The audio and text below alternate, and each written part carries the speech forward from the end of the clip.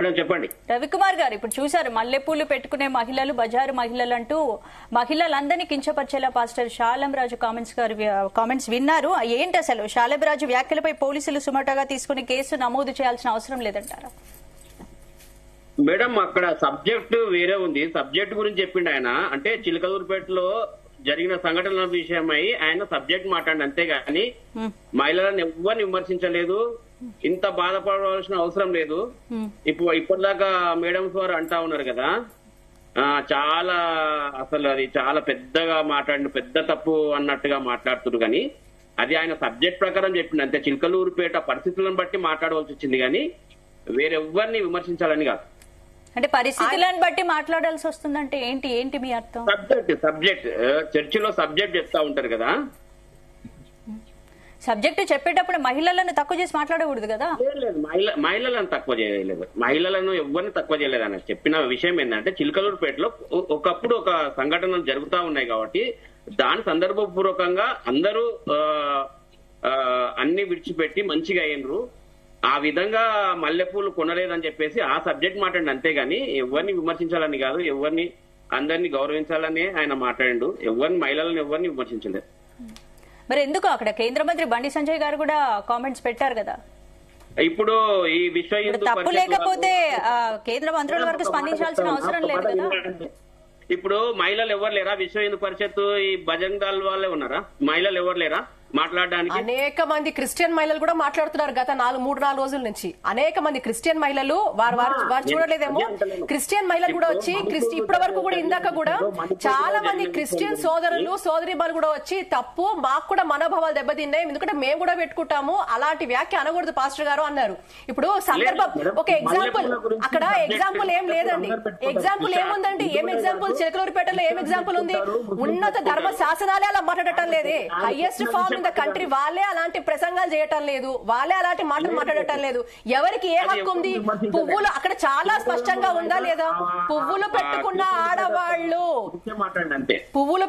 ఆడవాళ్ళు అడ్డదిడ్డంగా ఉంటారు, తిరిగే వాళ్ళు అడ్డదిడ్డంగా ఉండేవాళ్ళు అనే మాట ఎందుకు రావాల్సిన అవసరం ఎందుకు వచ్చింది? ఆడవాళ్ళని అలా జడ్జిమెంటల్ గా ఎందుకు, అలాంటి ప్రసంగం ఎందుకు రావాలి? జడ్జిమెంటల్ కాదా? ఆడవాళ్ళని జడ్జి చేసే అవకాశం వీళ్ళకి ఎందుకు వచ్చింది? అంత అగాధ్యం ఎందుకు వచ్చింది? ఎందుకు అనాలి? ఆడవాళ్ళు పువ్వులు పెట్టుకుంటే ఆడవాళ్ళు వీళ్ళు పరిశుద్ధ ఆత్మలు కాదు అని డిక్లేర్ చేసే అధికారము ఎవరిచ్చారు? మత ప్రవక్తగా మతానికి సంబంధించి, భగవంతుడికి సంబంధించి 4 మంటి మాటలు ఎవరైనా చెప్పుకోవచ్చు. ఏ మతం వాళ్ళైనా సరేనండి, అది డిఫైన్డ్ గా ఉండాలి. వాళ్ళ యొక్క వాక్ స్వాతంత్రం అనేది చాలా డిఫైన్డ్ గా ఉండాలి. మీరు చక్కగా మంచి మాటలు చెప్పండి, మంచిగా ప్రేరేపించండి. అక్కడ విన్న వ్యక్తులు, నేను ఒకటే అడుగుతున్నా ప్రశ్న, అక్కడ ఆ మాటలు విన్న వ్యక్తులు బయటకు వచ్చి రేపొద్దున వాళ్ళు చూసే దృష్టికోణం ఎలా ఉంటుంది? అంటే మల్లెపూలు పెట్టుకున్న ఆడవాళ్లు ఇలాగాని డిక్లేర్ చేశారు. It is so judgemental, so discriminative, opinionated. Is it right? ఇది కరెక్టా? ఎవరిచ్చారు వాళ్ళకి? మతానికి సంబంధించి మత ప్రసంగం చేసుకోవచ్చు, భగవంతుడి గురించి కీర్తించవచ్చు, బోధించవచ్చు, మంచి మాటలు చెప్పుకోవచ్చు. ఆడవాళ్ళు ఇలాగా, ఈ పువ్వు పెట్టుకుంటే ఇలాగా, పువ్వు పెట్టుకోకపోతే ఇలాగా, మీరెవరండి చెప్పడానికి? మీరెవరు అసలు చెప్పడానికి? ఎవరిచ్చారు ఈ స్వాతంత్రం అంటున్నా నేను. ఆయన చెప్పింది కేవలం పువ్వులు అమ్ముకునే వ్యక్తి విషయమే చెప్పిండు అంతే, ఆడవాళ్ళ గురించి విమర్శించలేదు. పువ్వులు మీరు వినలేదా? మీరు వినండి. ఒక్క నిమిషం, పువ్వులు అమ్ముకునే వ్యక్తి గురించే కాసేపు మాట్లాడదాం. ఎంత మంది పువ్వులు అమ్ముకునే వ్యక్తులు, వాళ్ళకంటూ డిగ్నిటీ ఆఫ్ లేబర్ లేదా? మీరు కొనలేరు, సరే మీరు కొనలేరు, మీ దగ్గర కనీసం చెప్పగలగాలి కదా, అయ్యా ఇక్కడ కొనద్దు, ఇక్కడ మేము ఎవరు కొనము, కానీ ఇక్కడ కాదండి, మీరు అక్కడికి వెళ్ళి కొనండి, అక్కడ పెట్టుకోండి, అక్కడ కొనుక్కోండి. కొనరు అంటే ఆ పువ్వులు అమ్మే వ్యక్తికి అతడు కడుపు తిప్పల కోసమే కదా, ఆకలి తిప్పల కోసమే కదా అతను పనిచేస్తోంది, అతను అమ్ముకుంటోంది అక్కడ చక్కగా. మీరు కొనలేరు, మీరు చేయలేరు. ఒక పాస్టర్ గారుగా కనీసం దిశానిర్దేశం చేయండి, పక్కనెక్కడో వెళ్ళండి అని చెప్పాలి. ఈ ఎగ్జాంపుల్ ఎందుకు చెప్పాలి? ఇలాంటి ఎగ్జాంపుల్ ఎందుకు చెప్పాలి? ఎందుకు ఆ చిన్న చూపు? రైట్. ఆ పాస్టర్ వ్యాఖ్యలకు సంబంధించి ఇంకో పాస్టర్ ఉన్నారు జూమ్ లైవ్ లో, బార్నబాస్ పాస్టర్ గారు ఉన్నారు. మీరు చెప్పండి, మీరేం మాట్లాడతారు? మీ వాయిస్ అన్మ్యూట్ చేసి మాట్లాడండి. మీ వాయిస్ మ్యూట్ లో ఉంది మీది.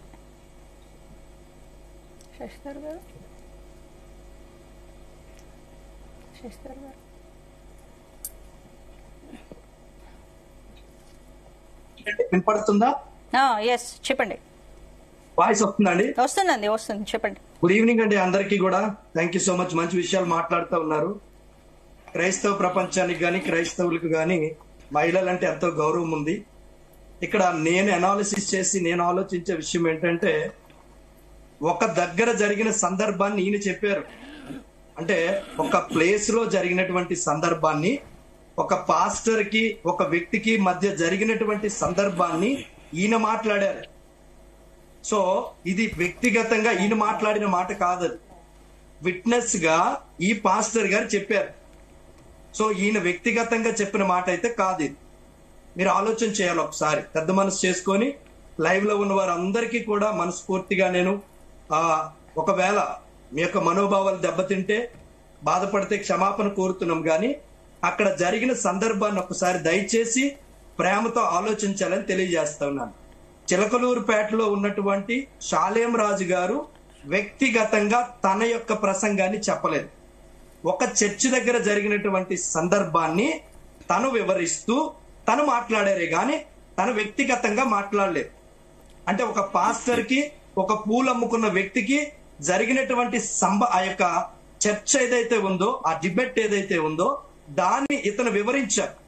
Point number 1. నెంబర్ 2 నేనేం చెప్తానంటే, వాక్ స్వాతంత్ర్యం అందరికీ ఉంది, మహిళలంటే అందరికీ గౌరవం ఉంది, క్రైస్తవులు హిందువులు అందరూ సమానమే, ఎవరిని ఎవరు కించపరిచేటువంటి వ్యాఖ్యలు చేసినా అది పొరపాటే. భారత రాజ్యాంగం ప్రకారం ఆర్టికల్ 25 ప్రకారం 21 నుండి 27 వరకు కూడా వారి యొక్క మత ప్రచారం వారు చేసుకోవచ్చు. ఇతరులకి అభ్యంతరకరంగా ఉండకుండా, ఇతర మనోభావాలని ఇతర మతస్థులని ఇబ్బంది పెట్టకుండా చేసుకుంటే ఏదైనా పర్వాలేదన్నటువంటి భారత రాజ్యాంగంలో రాయబడి ఉంది. అందులో స్త్రీలను గాని లేకపోతే మత బోధకులను గాని ఎవరిని కించపరిచే మాటలు ఏ మతాలు కూడా మాట్లాడకూడదు. దాన్ని మేము స్వాగతిస్తాం. లైవ్ లో మాట్లాడిన వాళ్ళందరూ మాటలను కూడా మేము వింటా ఉన్నాం. కానీ ఇక్కడ దయచేసి మీరు గమనించాలి, ఒక వర్గాన్ని గాని దీన్ని మొత్తం వర్గానికి గాని మొత్తం క్రైస్తవులకి గాని యావత్ క్రిస్టియన్ కమ్యూనిటీకి ముడిపెట్టొద్దని దయచేసి మీ అందరికీ నేను కోరుకుంటున్నాను. ఎవరో ఒక పాస్టర్ గారు ఎక్కడో ఒకవేళ బై మిస్టేక్, నేనేమంటానంటే నా అనాలిసిస్ ప్రకారం ఆ పాస్టర్ గారికి ఇంకొకరికి మధ్యన సంభాషణ బట్టి పువ్వులు అమ్ముకున్న వ్యక్తికి ఆ పాస్టర్ కి ఉన్నటువంటి అవినాభావ సంబంధము రిలేషన్ బట్టి అరే ఇక్కడ కొనరురా అని ఉండొచ్చు. బట్ దాన్ని తప్పుడుగా తీసుకోవాల్సిన పని లేదని నా అభిప్రాయం. That is my opinion. అంటే ఏంటి, మీరు షాలేం రాజు వ్యాఖ్యలను మీరు సమర్థిస్తున్నారా?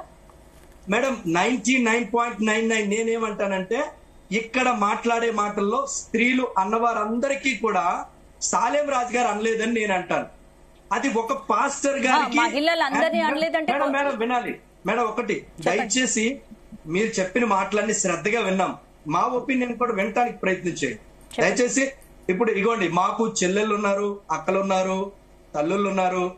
మాకు అన్నం పెట్టేది తల్లి, బట్టలు ఉతికేది తల్లి, భార్య, ప్రతి వారిని గౌరవిస్తాం. ఎవరిని అలా మాట్లాడాల్సిన అవసరం లేదు. అలా మాట్లాడిన వారిని వెనకకి వేసుకొని వచ్చి వారికి సమర్థించాల్సినంత మూర్ఖత్వం మాకైతే లేదు. నేనేమంటానంటే, ఇద్దరు వ్యక్తుల మధ్య జరిగినటువంటి దట్ ఈస్ ఒక సంభాషణని షాలేం రాజు గారు వివరించారు. Point number 1. నెంబర్ 2 ఏంటంటే, పరిశుద్ధ ఆత్మ అట్లాంటిగా అలా అల్లరిగా ఉండరు, చిల్లరిగా ఉండరు అనే విషయాల్ని ఎందుకు మాట్లాడారంటే, బైబిల్లో కొన్ని నియమ నిబంధనలు, కొన్ని కట్టుబాట్లు, కొన్ని అలంకరణకి సంబంధించినటువంటి ఆ బొట్టు గురించి గాని, వస్త్రధారణ గురించి గాని, లేకపోతే వాళ్ళు నడవడిక గురించి గాని కొన్ని వివరాలు ఉన్నాయి. కాబట్టి దాన్ని బేస్ చేసి చెప్పారని నేను అనుకుంటున్నాను. ఇక అంతేగాని ఓవరాల్ గా క్రైస్తవ స్త్రీలందరూ మంచి వాళ్ళు, హిందువులందరూ మంచి వాళ్ళు కాదు, వారు ఫలానా తెగకి చెందిన వారు అని అంత దారుణంగా సల్మాన్ రాజు గారి వ్యాఖ్యలు అలాగే ఉన్నాయండి. సల్మాన్ రాజు గారి వ్యాఖ్యలు అయితే సేమ్ అలానే ఉన్నాయండి. ఒకసారి చూడండి వీడియో. మాట్లాడినప్పుడు నేను మాట్లాడలేదు. This is my time, this is my opinion. But నన్ను మాట్లాడనివ్వండి, ఇది నా టైము, నేను మాట్లాడనివ్వండి. మీకు అభ్యంతరకరం ఉంటే తర్వాత నన్ను అడిగితే నేను చెప్తాను. ఇద్దరు వ్యక్తుల మధ్యన సంభాషణ బైబిల్లో ఉన్నటువంటి ఒక నిబంధన గురించి ఆయన మాట్లాడారు. ఇప్పుడు బైబిల్లో ఉన్నటువంటి చాలా నిబంధనలు ఉన్నాయి. ఆ నిబంధనల గురించి చెప్పినప్పుడు ఆ క్రైస్తవ మహిళలకి చాలా చక్కగా చెప్తాం, చాలా చక్కగా వివరిస్తారు, చాలా చక్కగా అది సంభాషణ కాదు సార్, హితబోధ చేశారు. అక్కడ ఉన్నటువంటి మహిళలందరికీ హితబోధ చేశారు ఆయన. అందులో ఒక చర్చలో భాగమే ఉన్నటువంటి వ్యక్తులందరికీ హితబోధ చేశారు తప్ప ఇద్దరు వ్యక్తుల మధ్య సంభాషణ మీరు క్లియర్ గా చెప్పొద్దు సార్. అది దయచేసి అలా మీరు చెప్పొద్దంటే ఎలాగమ్మా? మీ ఒపీనియన్ సంభాషణ కాదు సార్, హితబోధ చేస్తారు. బైబిల్ ద్వారా హితబోధ చేస్తారు అక్కడ ఉన్నటువంటి మనుషులందరికీ. వాళ్ళు సొసైటీలో వెళ్ళిన తర్వాత హిందూ స్త్రీలందరినీ కూడా ఒక రకంగా కించపరిచే విధంగా చాలా దారుణంగా మీరు అన్న మాట వెనక్కి తీసుకోవాలి, దయచేసి వెనక్కి తీసుకోవాలి. ఎందుకంటే హిందూ స్త్రీలే కాదు, దాని మీద గట్టిగా మా క్రైస్తవ స్త్రీలు కూడా మాట్లాడుతూ ఉన్నారు. మీరు దయచేసి ఆ విషయాన్ని గుర్తు పెట్టుకోవాలి. హిందూ మహిళల వర్గానికి గాని తల్లి నా మాట వినాలి. మీరు ఒక వర్గానికి ఆపాదించొద్దని నేను అంటాను. We are all in Indians, we are all our brothers and sisters. India is my country, all Indians are my brothers are sister. But ఒక వర్గానికి ముడిపెట్టొద్దు, వ్యక్తిగా చూడాలి గాని ఒక వర్గాన్ని మాట్లాడొద్దు, ఒక మతాన్ని మాట్లాడొద్దు, ఒక వ్యక్తిని అలా మనం మాట్లాడుకుంటాం. దట్ ఈస్ మై ఒపీనియన్ అమ్మా. We are all are Indians. Boss గారు ఇప్పుడు యత్ర నార్యస్తు పూజ్యంతే రమంతే తత్ర దేవతాః అని హిందూ మతంలో కూడా, ఒక్క నిమిషం, హిందూ మతంలో కూడా ఉంది. మరి ఏంటి అంటే మల్లెపూలతో హిందుత్వాన్ని శాలబరాజు టార్గెట్ చేసినట్టు ఆయన వ్యాఖ్యలు ఉన్నాయి. మరి అందుకే కదా మహిళా లోకం స్పందిస్తోంది. అమ్మ నేను ఒకటి అంటే తల్లి, మహిళలందరూ స్పందించాలి పొరపాటు జరిగినప్పుడు. నేను కాదు అనను, నేను దేన్ని కూడా ఆ తప్పుని నేను యాక్సెప్ట్ చేయట్లేదు. దయచేసి మీరు గమనించాలి. సాలేం రాజు గారు వివరించిన వివరణ ఇద్దరు వ్యక్తుల మధ్య జరిగిన సంభాషణ. దయచేసి అది గమనించండి అమ్మా. ఒక పాస్టర్ గారికి ఒక పూలు అమ్ముకున్న వ్యాపారికి జరిగిన సంభాషణ, ఒక స్టోరీ, ఒక కథ, ఒక నవల అనుకోండి. పోనీ సాలేం రాజు గారు వ్యక్తిగతంగా స్టోరీ, ఒక్క నిమిషం అండి, స్టోరీ చెప్పినా కూడా హిందుత్వాన్ని టార్గెట్ చేసేలా స్టోరీలు ఎందుకుంటున్నాయి? దాని గురించి ఇప్పుడు కరాటే కళ్యాణి గారు వచ్చారు. ఒక్క నిమిషం పాస్టర్ గారు మళ్ళీ